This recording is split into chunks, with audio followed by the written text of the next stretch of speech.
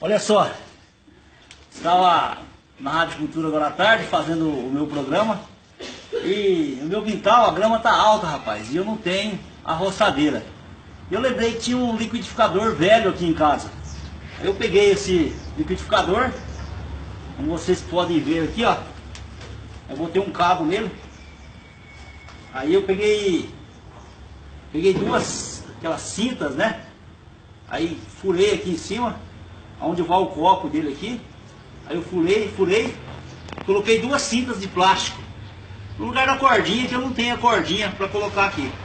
Eu coloquei essas duas cintas e vocês vão ver como é que ficou excelente para trabalhar.